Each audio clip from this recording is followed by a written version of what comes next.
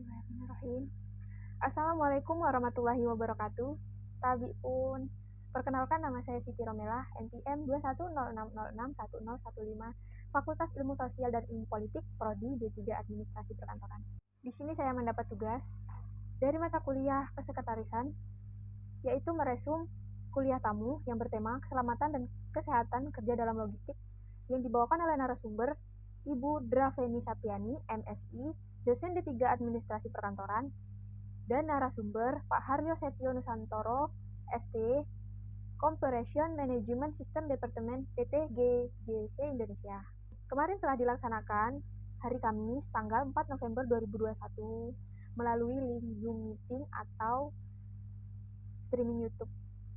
Ada 5 materi kuliah umum yang saya dapat, yaitu yang pertama, pengertian dan kegiatan logistik, yang kedua, pengertian keselamatan dan kesehatan kerja, ketiga, yang ketiga, jenis-jenis bahaya dan resiko dalam kegiatan logistik, yang keempat, manajemen keselamatan pergudangan dan penyimpanan, yang kelima, manajemen keselamatan dan transportasi darat. Dahuluan yaitu setiap kegiatan, aktivitas termasuk pekerjaan selalu memiliki potensi resiko terhadap kegagalan.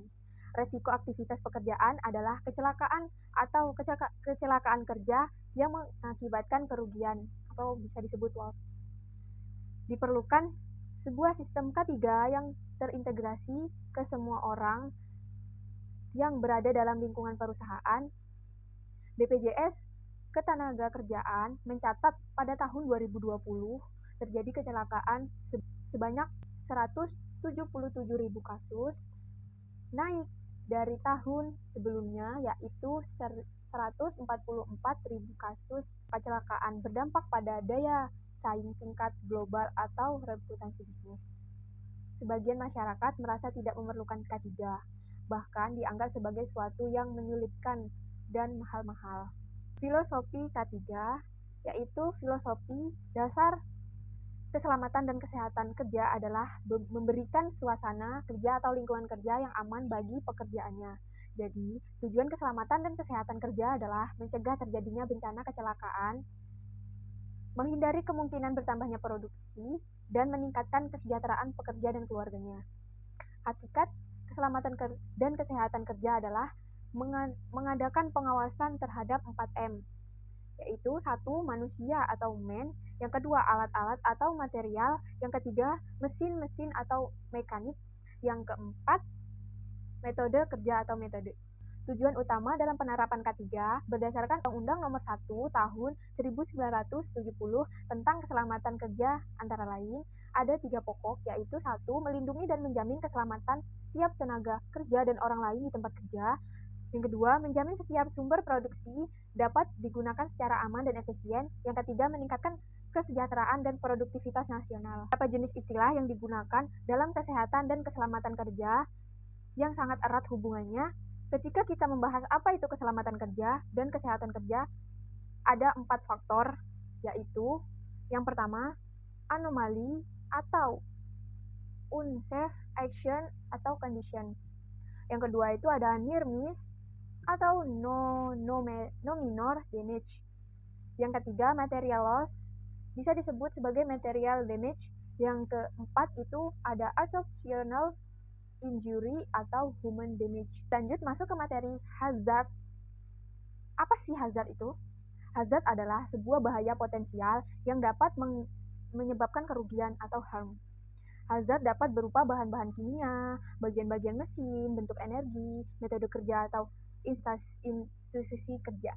Nah, gimana sih cara mengidentifikasi hazard itu sendiri? Yaitu bahaya yang berpotensial terjadi kecelakaan di tempat kerja dapat terjadi dari apa aja? Ada 4 macam, yaitu bahan kimia, mesin, peralatan perkakas, metode kerja, dan lingkungan kerja. Cara mengaplikasikan untuk mengidentifikasi bahaya-bahaya di tempat kerja antara lain ada 5, yaitu 1. Inspection, kedua survei, yang ketiga audit, yang keempat questionnaire, yang kelima BBS atau stop program.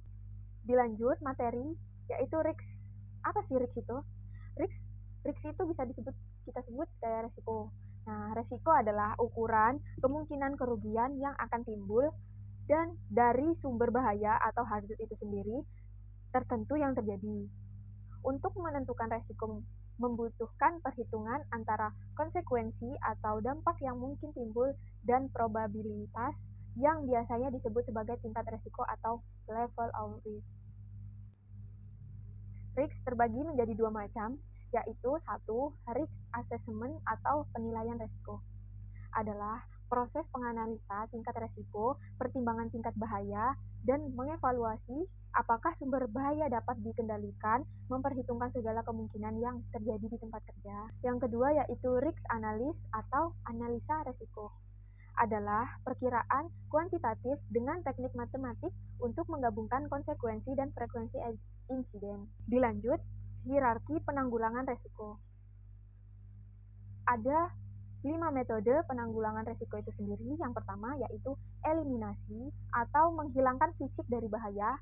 Yang kedua itu ada substitusi dengan cara mengganti bahaya. Yang ketiga itu rekayasa teknik dengan mengisolasi manusia dari bahaya. Yang keempat itu administrasi atau mengubah cara melakukan pekerjaan atau prosedur. Yang terakhir ada APD, yaitu menggunakan alat pelindung diri. Kita tahu apa saja itu pengertian kesehatan dan keselamatan kerja,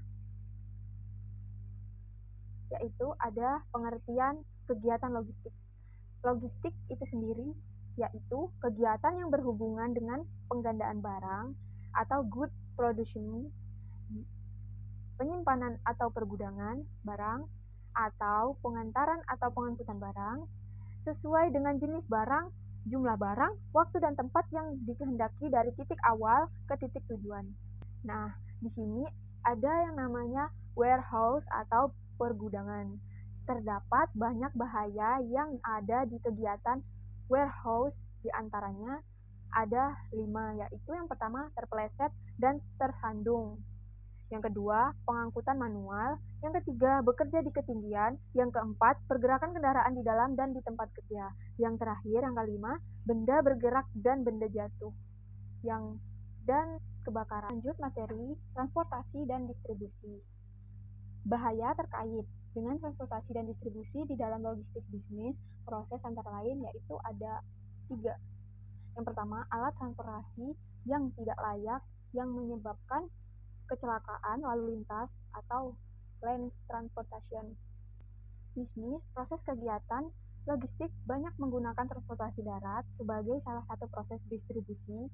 Data pada tahun 2017 yang dikeluarkan oleh Kementerian Perhubungan, setiap jam rata-rata 3 orang meninggal dunia akibat kecelakaan jalan di Indonesia, dan salah satu faktor kontribusinya adalah berkaitan dengan kegiatan logistik atau transportasi darat. Yang kedua ada packaging dan pengaturan material yang buruk mengakibatkan kerusakan material dan kecelakaan. Misalnya kayak tidak efisiennya cara menali atau menyusun barang ke truk. Ketiga, ada pengurangan pihak ketiga atau jasa transportasi yang tidak memenuhi standar keselamatan dan kesehatan kerja. Misalnya tidak menggunakan APD atau alat pelindung diri. Ini dapat disimpulkan bahwa berbagai perubahan dan tantangan dalam dunia industri dan pekerjaan menimbulkan terjadinya kondisi yang lebih kompetitif, persaingan secara terbuka, adanya saling ketergantungan hubungan antar satu bidang dengan bidang lainnya, kompetisi lebih diakui dan diperlukan, serta proses produksi yang efektif. Kondisi tersebut jelas memerlukan kegiatan tenaga kerja yang lebih baik kuantitas dan kualitasnya, sehingga barang dan jasa yang dihasilkan akan bermanfaat bagi manusia dan tidak menimbulkan dampak negatif di kemudian hari. Penerapan keselamatan dan kesehatan kerja K3 semakin penting dan menjadi dasar yang perlu dilengkapi dalam dunia kerja untuk mengoptimalkan proses kerja serta mengupayakan faktor resiko yang seminimal mungkin dari semua tahap produksi. Apabila dari pemilihan bahan baku, proses produksi sampai kepada distribusi hasil dapat dikelola dengan secara standar K3 yang baik, maka diyakini bahan yang dihasilkan berkualitas tinggi dan tidak diakui serta dipasarkan secara luas. Berkaitan dengan upaya penerapan K3, maka kebijakan K3 menjadi upaya dalam mengantisipasi perkembangan perindustrian dan perdagangan dalam negeri untuk dapat berkompetisi di dunia. Sekaligus, dalam menyikapi isu hak asasi manusia dan perlindungan tenaga kerja, standar K3 menjadi hal yang terus disosialisasikan dan dipromosikan kepada semua industri dan institusi berkaitan sehingga pelaksanaan kesehatan dan keselamatan kerja terus dikembangkan dan diperluaskan. untuk meningkatkan produktivitas kerja, tenaga kerja, dan serta kualitas hasil produksi yang lebih tinggi dengan penerapan di masyarakat dan tenaga kerja untuk lebih membudidayakan K3 dalam lingkungan kerja, manajemen, dan tenaga kerja itu sendiri, sehingga dapat mencegah terjadinya kecelakaan kerja dan penyakit akibat kerja, dan dengan sendirinya dapat pula meningkatkan produktivitas tenaga kerja dan kualitas hasil produksinya. Itu saja yang dapat saya sampaikan. Saya akhiri. Wassalamualaikum warahmatullahi wabarakatuh.